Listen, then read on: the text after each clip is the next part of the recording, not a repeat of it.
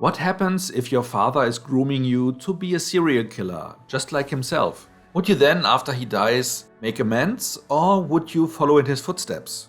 Well, in the movie Megalomaniac, the lead character is following suit and continues his father's work. How this is impacting his sister, who is the main character in this movie, you can find out if you join me for this short review video.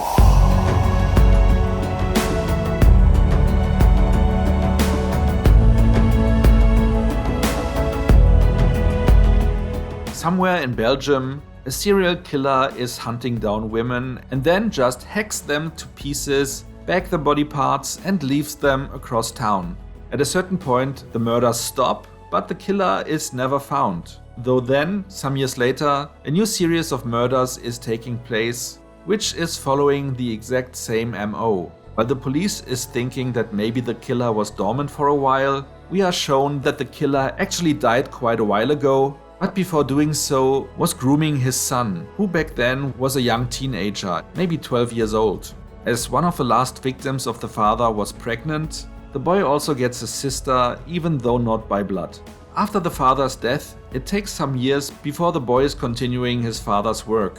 While he is brutal and violent when killing the women without any mercy, he is treating his sister with kindness and respect. Well, he might not be brother of the year, but for a serial killer who is killing women, he is pretty much great as a brother. Due to the fact that she is not really his sister, he also tries to keep her on a short leash as much as possible. Which doesn't mean she is only kept in the house, but she has to follow some rules to make sure no one is paying much attention to her. This is likely one of the reasons why she has a job that no one pays attention to as a cleaning lady in a factory. Unfortunately, the guys working in the factory are really assholes, with one of them teasing her constantly, which then results in him and a colleague raping her on a daily basis, while their supervisor is seeing that but being afraid of them, never speaks up. Of course, she wants to quit her job, but as she does not tell her brother why, he is not allowing her to quit. So she has to face those rapists every day. Let's stop the synopsis here and continue it in the spoiler zone, so if you like to hear what's happening at the end of a movie, you can find out there. But for now, let's get into the review part.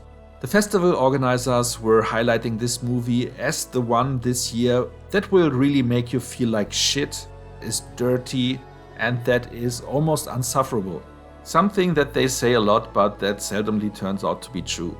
I mean, here this movie sure is quite dirty and quite dark, and it is in parts very uncomfortable to watch, but that is just due to the fact that we see everything through the eyes of the killer and his sister, and not through the eyes of the victims. Something that makes the movie feel a little bit like Henry, Portrait of a Serial Killer, though again the main character is the sister who is not the killer. For most of the movie we are also wondering if she actually knows that her brother is a killer, but that is also something I will touch on in the spoiler zone.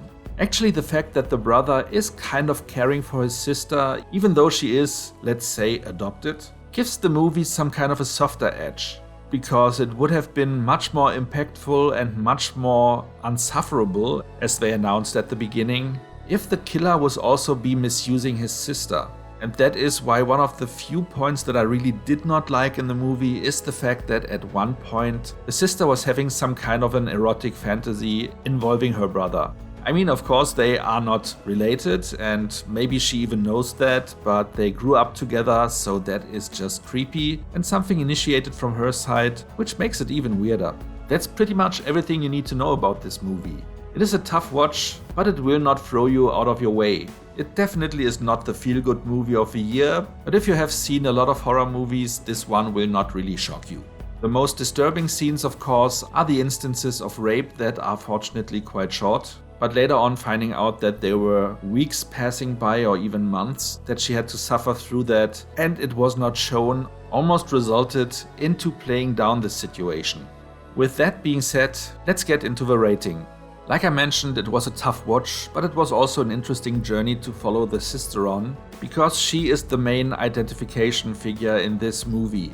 We are following her, suffering with her, are interested in finding out if she knows what her brother is doing, struggling with her to see if she finally admits to her brother what is going on and how this all will end. Along the way there are also some other things that might shock us a little bit, but overall, though the movie is not for the faint of heart, it is not the dirtiest and toughest movie you will ever see. But it doesn't have to be. Just because the festival organizers were proclaiming that does not mean that this was the intention of the movie's director. What he achieved was definitely a good movie that was over the average. It might not reach the space of being a great movie, but 7 out of 10 points is a fair score for this one, no matter which way I look at it. Now, if you don't want to get spoiled but enjoyed this video so far, please like it now before you leave. And if you are not a subscriber yet, maybe consider to change that. By also hitting the notification bell, you will get a heads up for most of my new videos. And now, if you don't mind spoilers or have already watched the movie, then please follow me into the spoiler zone. Well, for the spoiler zone, I think 2 things are of interest. First of all, did she know that her brother was a killer? I think she expected that all the way, but the only thing we know for sure is that she knows it for quite a while, because her brother is giving her some kind of a, in quotation marks, plaything, which is one of the women he caught and just chained to a wall for his sister to play with. She's basically treated like a cat, and his sister even calls her kitty.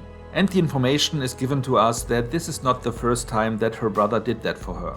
So yes, she knew, but it might have been just for a few years. Of course, this raises the question why she hasn't confided in her brother, because he for sure would have stopped those asshole rapists from what they were doing.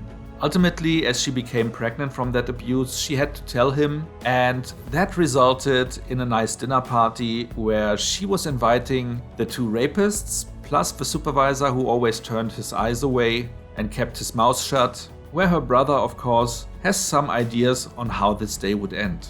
While his sister was quite excited about it, his favorite word throughout the movie was patience, because he was trying to teach her that she needs to be patient to reach the goals that she wants to reach.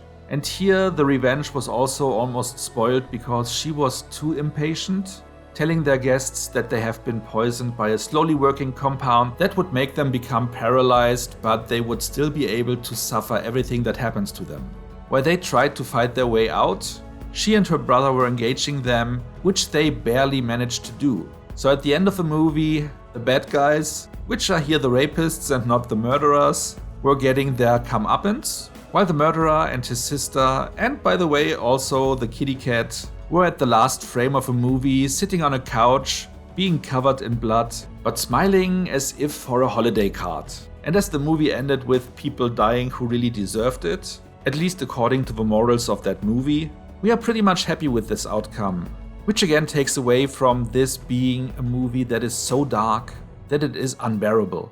I mean, sure, if you think a little bit about it, then of course it becomes even darker, because you sympathize with them, but that is a different story.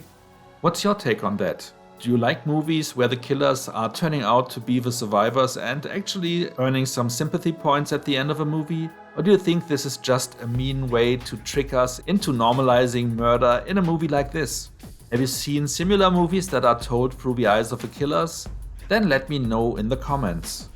So much for now, see you next time and thanks for watching.